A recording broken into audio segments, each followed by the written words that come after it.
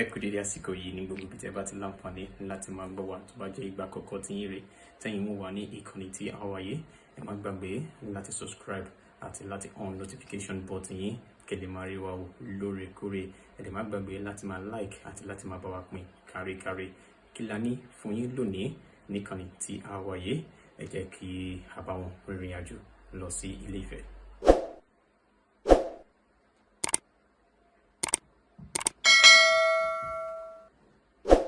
ọ̀tẹ̀ ló ń jẹ́ ló ń pè ọ́ kò sẹ́ni tí ò lórúkọ tiẹ̀ àti wípé ọmọ kì í gọ̀ títí sẹ́ẹ̀ kó gbàgbé orúkọ ara rẹ̀ ààfin tèmi ò nílò ìdánimọ̀ lọ́jà tó bá dọ́jà báyìí wọ́n á mọ̀ kó dọ́jà ni èmi tí ń tòótọ́ Samuel Owóyẹmí fẹ́lẹ́fẹ́lẹ́ láyé lórúkọ mi fẹ́lẹ́ ní gbogbo èèyàn mọ̀ mí sí èmi náà kọ́ Ọlọ́run ọba òkè ló fún mi ṣe ní gbogbo ìgbà.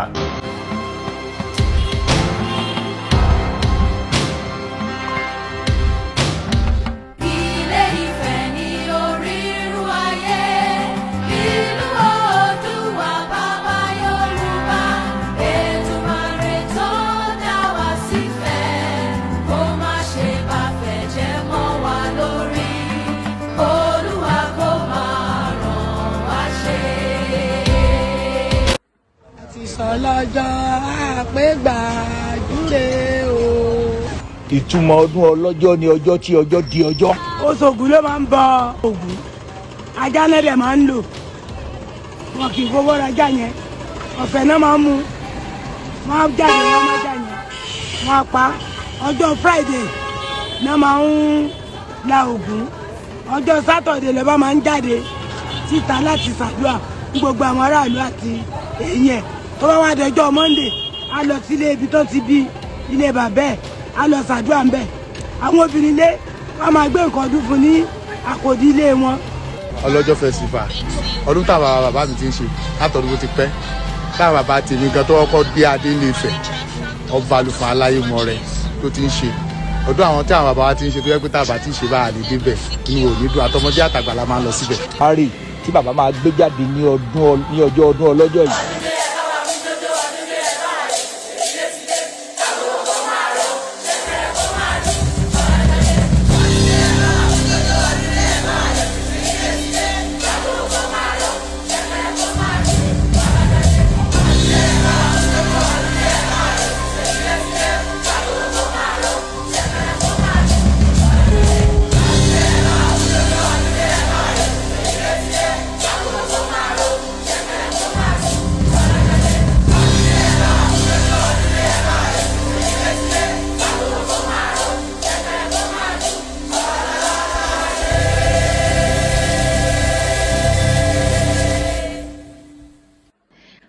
Happy Ọlọ́jọ́ festival to every Ife indigene out there. Aṣọ ọlọ́jọ́ kégbàjúre. Aṣọ ọlọ́jọ́ kégbàjúre o. Ifẹ̀ òye lágbo.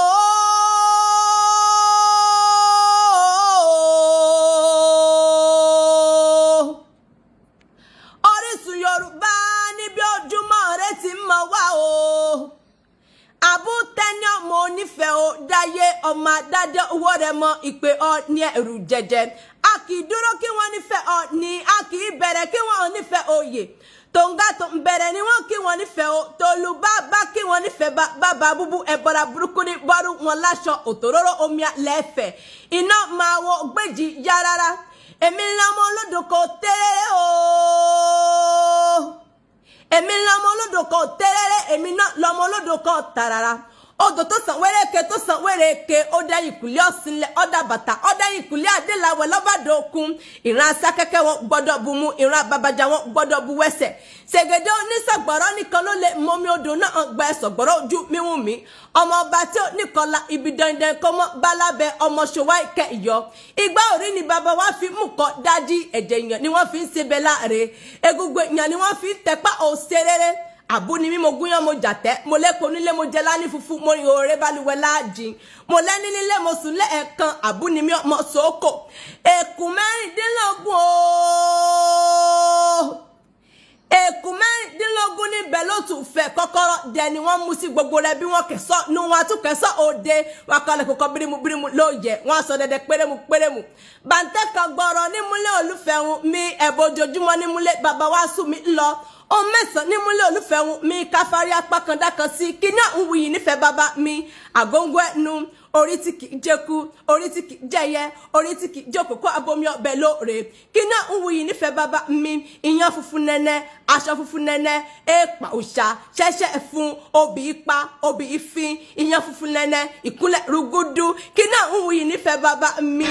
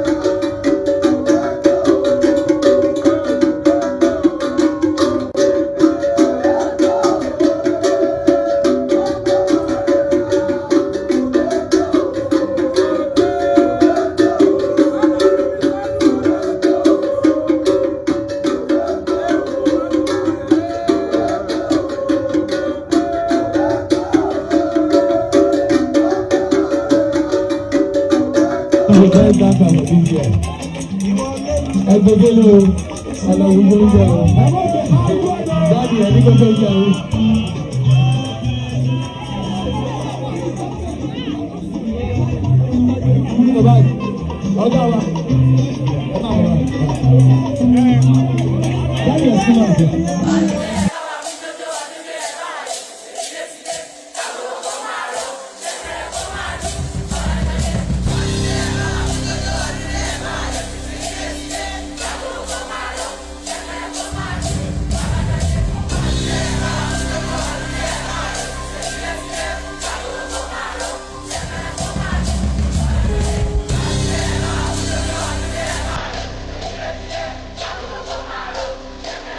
In Ile-Ife, here are 5 places you can visit. The first is Moremi Ajasoro Statue of Liberty. This place you get to experience Moremi and her story. The second is Ife Resort. This place is, if you like to connect with nature, here is a place for you. They have ostriches, the view is beautiful. There is an Adire hub where you can get everything you need for yourself, like traditional outfits, and it's just basically a place to relax. I love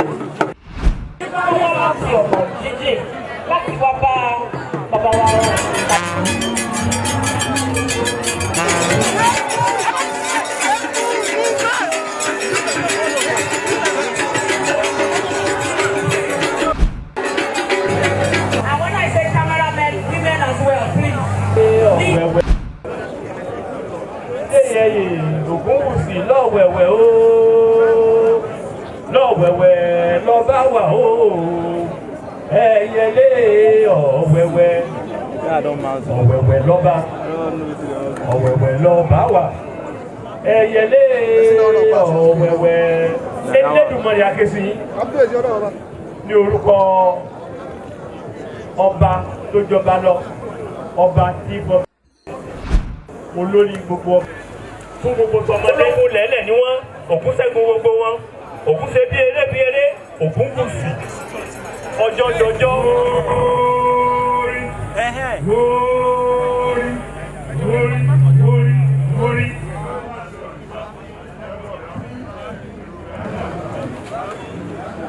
Bàbá wọn ọba tí wọ́n ti wà nítòsí.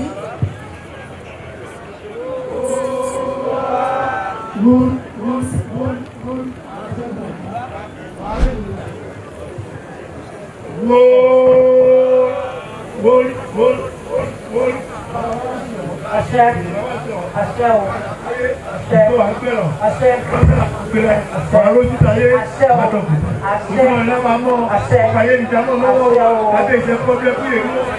Àwọn ọlọ́wọ́ tó tó mú ayé tó tó múrọ̀ mú, ọmọ ayò ní báyìí láwọ̀ jẹ́. Àṣẹ. Lẹ́nu máa rí ojú yóò ní wà. Wà.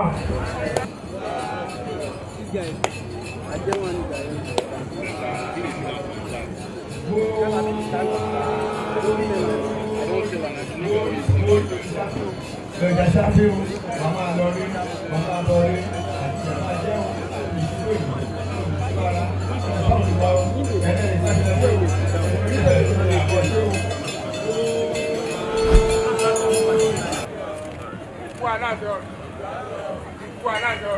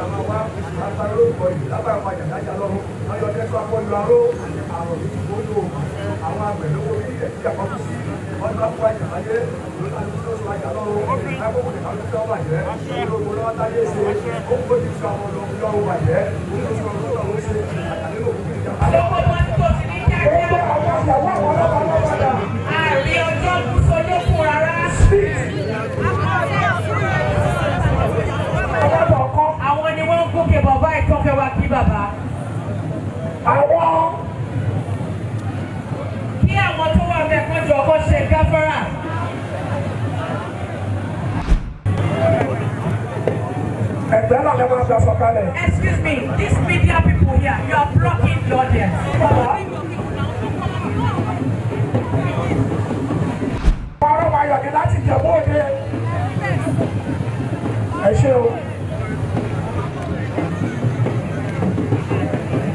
Bàbá ní kí ẹja máa sọ kalẹ̀. Ẹja ṣe ń tọ́ lọ́wọ́. Ẹgbẹ̀gbẹ̀ lọ sọ sálẹ̀ óyá óyá. Ẹgbẹ̀ bá lọ wáyé kí ẹ máa lọ.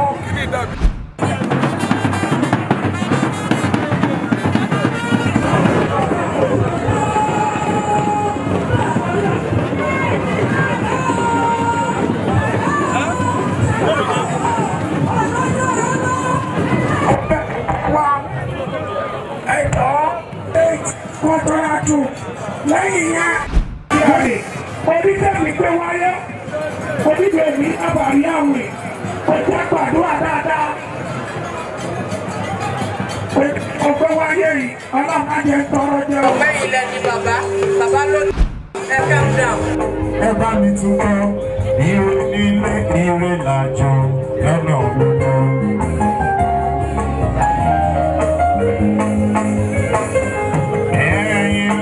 Olódùmarè náà ni.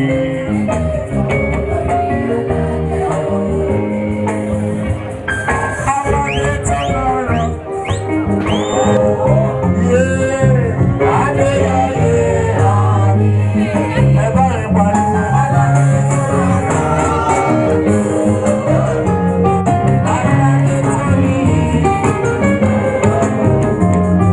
Aládé láfíà.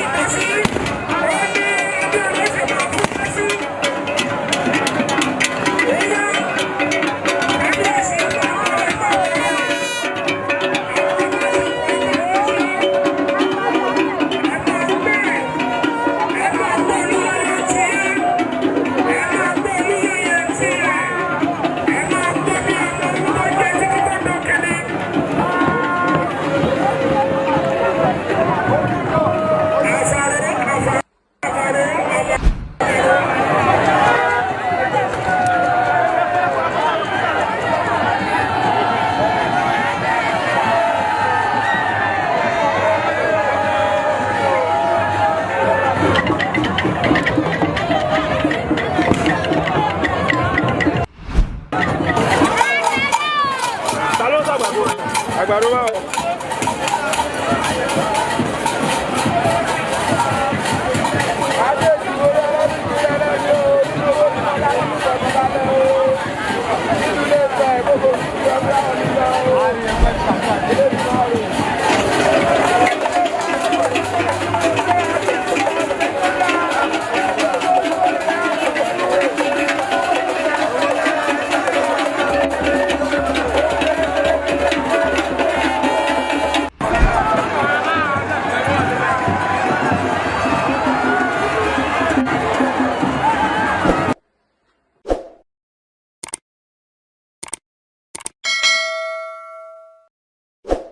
ọ̀tẹ̀ ló ń jẹ́ ìlú ń pè ọ́ kò sẹ́ni tí ò lórúkọ tiẹ̀ àti wípé ọmọ kì í gọ̀ títí sẹ́ẹ̀ kó gbàgbé orúkọ ara rẹ̀. ààfin tèmi ò nílò ìdánimọ̀ lọ́jà tó bá dọ́jà báyìí wọ́n á mọ̀ pé ó dọ́jà ni. èmi tí ń tòótọ́ Samuel Owóyẹmí fẹ́lẹ́fẹ́lẹ́ láyé lórúkọ mi, fẹ́lẹ́ ní gbogbo ìyẹn mọ̀ mí sí. èmi náà kọ́ Ọlọ́run ọba òkè ló fún mi ṣe ní gbogbo ìgbà.